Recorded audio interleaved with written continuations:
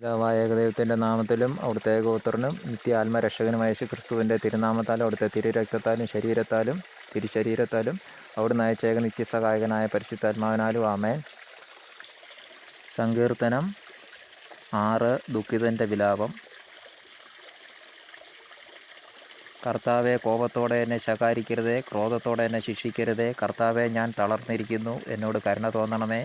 കർത്താവെ, എൻ്റെ അസ്ഥികൾ ഇളകിയിരിക്കുന്നു, എന്നെ സുഖപ്പെടുത്തണമേ. എൻ്റെ ആത്മാവ് അത്യന്തം അസ്വസ്ഥമായിരിക്കുന്നു. കർത്താവെ, ഇനിയും എത്ര നാൾ? കർത്താവെ, എൻ്റെ ജീവൻ രക്ഷിക്കാൻ വരണമേ. അങ്ങയുടെ കാരുണ്യത്താൽ എന്നെ മോചിപ്പിക്കണമേ. മൃതരുടെ ലോകത്ത് ആരും അങ്ങയെ അനുസ്മരിക്കുന്നില്ല. പാതാളത്തിൽ ആര് അങ്ങയെ സ്തുതിക്കും? കരഞ്ഞ് ഞാൻ തളർന്നു. രാത്രി തോറും ഞാൻ കണ്ണീരൊഴുകി. എൻ്റെ തലയണ കുതിർന്നു.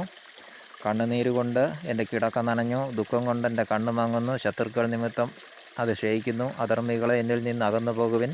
കർത്താവിൻ്റെ വിലാപം കേട്ടിരിക്കുന്നു. കർത്താവിൻ്റെ യാചന ശ്രവിക്കുന്നു. അവിടുന്ന് എൻ്റെ പ്രാർത്ഥന കൈക്കൊള്ളുന്നു. എൻ്റെ സകല ശത്രുക്കളെ ലജ്ജിച്ച് പരിഭ്രാന്തരാകും. അവർ ക്ഷണത്തിൽ അവമാനിതരായി പിൻവാങ്ങും.